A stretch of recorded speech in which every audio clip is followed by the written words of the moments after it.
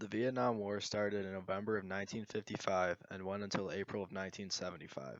The war started as a civil war between the north and south portion of the country. The American government got involved in 1965, at first for defensive reasons and to help the South Vietnamese fight against communism, but soon took the offensive against North Vietnam. On July 21, 1954, Vietnam signed the Geneva Accords, which split the country into two at the 17th parallel. The North became a communist state, supported mainly by the Soviet Union and China, and the South became a republic similar in structure to America and was led by the American government. The war in Vietnam was controversial at the time, and by 1970, two-thirds of Americans believed that the United States should never have been militarily involved. While controversial in terms of purpose and meaning of fighting, people were also scared by the large death tolls. It is estimated that casualties related to the war could be over 1 million, with American casualties being 58,300. It is one short period in the entire war, however, that could have changed history, and is remembered as one of the most influential military feats in any war the United States has participated in. The Tet Offensive began on January 30th, 1968, and was one of the largest attacks of the war. The initial attacks happened during the holiday of Tet, which is the Vietnamese celebration of the New Year. The attack started during a ceasefire between the North and South forces. The first wave occurred in the late hours of the night, and by the morning on the following day there were attacks throughout the entire country. Over 100 towns and cities were attacked by an estimated 80,000 troops from the North. The North Vietnamese planned to attack with sudden force and surprise to hopefully break the military stalemate. At this point in the war, the United States was fighting a war of attrition. Whether this strategy was working loomed in the minds of many American citizens and politicians. The constant back and forth between the North and South resulted in little to no change in the standing of the two armies, and speculation began to form if the war was winnable and worth fighting. The Viet Cong general who led the attack was General Kang, but most of the plan came from General Giap, who was considered one of the greatest military strategists of all time. The plan these men and other North Vietnamese leaders came up with was not only to win by using military force, but to win by inciting a civilian rebellion. While the people living in southern Vietnam were mostly there by choice, many of them were not happy with the United States involvement and the government in Saigon, a prominent city in southern Vietnam. Also, the surprise of the attack during a ceasefire that the North declared was meant to be and was entirely overwhelming for the southern Vietnamese and American forces. While the Southern forces did not know exactly what was going to happen, they did realize something large was being prepared by the Northern Vietnamese. One thing that was noticeable was the buildup of military supplies in the North during the 3 months prior to the Tet Offensive. The steady rise in military trucks carrying supplies was also an obvious giveaway. In October, the amount of trucks that passed through Laos was 1,116, more than double the average of the previous months. In November, the number of trucks reached 3,823, and in December it jumped to over 6,000. On the 20th of December, General William C. Westmoreland, the commander of Military Assistance Command Vietnam, reported to Washington that he expected an intensified countrywide effort, perhaps a maximum effort, over a relatively short period of time. Despite all the warning signs and red flags that shot up from the Northern Vietnamese army, the Southern units were still very surprised by the force and massiveness of the attack, which turned out to be the bloodiest war campaign with the highest casualty count in 1968. The actual attack began shortly after midnight on January 30th, 1968. Throughout the battles, the Viet Cong coordinated attacks on important military and political assets of the Southern Vietnamese and United States. The very first attack was on the headquarters of the U.S. First Field Force, which was in charge of Military Region 2 in Vietnam's Central Highlands. Shortly after this attack began, the rest came with it. 13 cities were attacked in the early hours of the new year, when many families were celebrating. This wave, while surprising and somewhat damaging to the South Vietnam forces, was eventually fought off due to the northern forces being spread too thin. On January 31st, Viet Cong forces began to descend upon larger targets, including the large city of Saigon, the city of Hue, and others, as well as a couple of United States military bases and installations. The next day, more attacks came, and an approximated 84,000 troops in battle, and many more waiting if reinforcements were needed, or to block enemy retreats. There was a pattern in the way that the Viet Cong and Northern Vietnamese attacked their targets. They would generally start with mortar and rocket fire, followed quickly by mass ground attacks. This strategy was effective and deadly, and on January 31st, the second day of the Tet Offensive, the Viet Cong destroyed or damaged every single United States or South Vietnamese airfield, as well as attacking 64 district capitals and many smaller towns. The shortcomings of the Viet Cong plan were apparent early in the Tet Offensive. Of all the attacks in the first 2 days of the campaign, many of the attackers were beaten quickly, but more importantly, not a single South Vietnamese regiment joined the communists in rebellion. The attack on Saigon was one of the most important to the Viet Cong campaign. There were six main targets to the offensive in Saigon. Rather than the city itself, troops focused primarily on these targets. The objectives were the headquarters of the Army of the Republic of Vietnam General Staff at Tan Son Nhut Air Base, the U.S. Embassy of Saigon, the Republic of Vietnam Navy Headquarters, the Independence Palace, and the National Radio Station.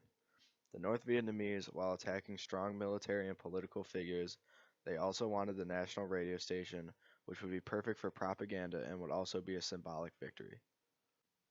The radio station was captured by the Viet Cong for a short amount of time, and they tried to broadcast a liberation speech where the listeners would be told to rise and fight with the communists.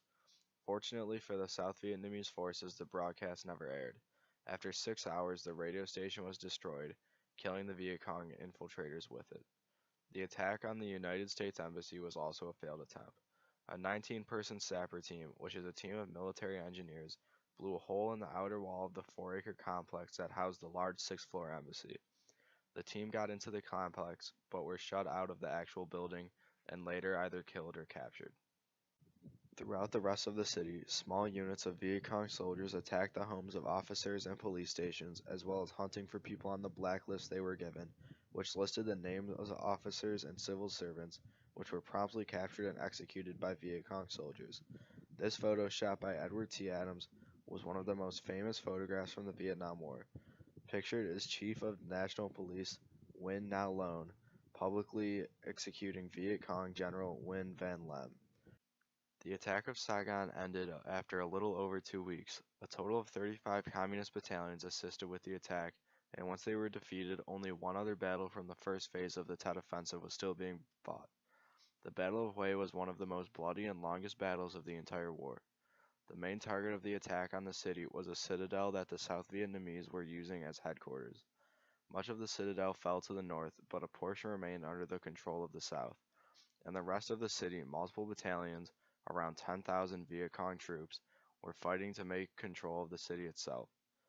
The fighting was violent and destructive. Of the 140,000 total citizens in the city of Hue, 116,000 were left homeless. The Battle of Hue was also very deadly for civilians as well as soldiers and combatants. Massacres took place throughout the span of the battle, killing thousands. It was estimated that 45,000 northern Vietnamese soldiers were killed in the first phase of the campaign, which officially ended on April 8th. Phases 2 and 3 were less successful than Phase 1, mostly due to the fact that the southern forces were more prepared. In the second attack of Saigon, only a few of the Viet Cong battalions made it past the southern screening process and actually attacked their targets. The Tet Offensive sparked a backlash of anti-war feelings in the United States. While the Americans didn't necessarily lose the battles and the entire campaign of the Tet Offensive, it was perceived as a loss to the citizens of America. President Johnson and his administration came under fire due to a credibility gap that formed and widened in 1968. The credibility gap was the gap between what the government reported and what the actual facts were. Many times the government reported false body counts or presented the facts in a way that made the war seem as if it were going better than it was. More accurate facts were beginning to surface in the United States. It was becoming obvious to the American people that the war was intensifying, and the United States were starting to become more and more involved. Things started to become worse and worse for the United States in the eyes of the citizens. 1968 was a harsh year in Vietnam. 1 week in February yielded the highest casualty count of the entire war, with 548 killed and 2,547 wounded. The year of 1968 went on to become the deadliest year for the Americans in the Vietnam War. In 1 year, there was a total of 16,592 casualties. To make things worse, the United States Selective Service System called to draft another 48,000 men, which was the second highest of the war. President Johnson and General Westmoreland wanted to begin preparing for a counteroffensive, but were opposed by the American people. Also, the people of the United States realized that the war is not as winnable as it seems. A Central Intelligence Agency memorandum stated that the communists could recoup all military assets in no more than 6 months. This meant that another damaging offensive could take place quickly, with the U.S. being less prepared than during the Tet Offensive. Peace rallies had always been a part of the Vietnam War, but they escalated after the Tet Offensive. The Vietnam Veterans Against the War played a large role in causing people to see the bad in the war. Videos of the news showed veterans, many visibly injured or in wheelchairs, throwing away medals and denouncing the war. These powerful images caused a lot of Americans to change their mind on the importance of the war. Outcry against the war also came from the media. Walter Cronkite, a lead reporter for the CBS News, spoke out against the war on the nightly news. To say that we are closer to victory today is to believe, in the face of the evidence, the optimists who have been wrong in the past.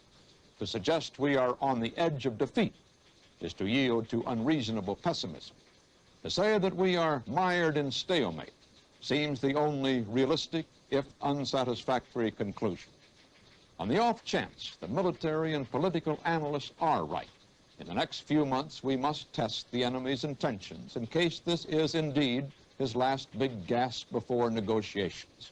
But it is increasingly clear to this report that the only rational way out then will be to negotiate, not as victors, but as an honorable people who lived up to their pledge to defend democracy and did the best they could. This is Walter Cronkite. Good night. This resonated with many Americans. President Johnson stated, "If I've lost Cronkite, I've lost Middle America." Criticism of President Johnson was so harsh that he did not run for another term as president. The Tet Offensive was a certain turning point in the Vietnam War.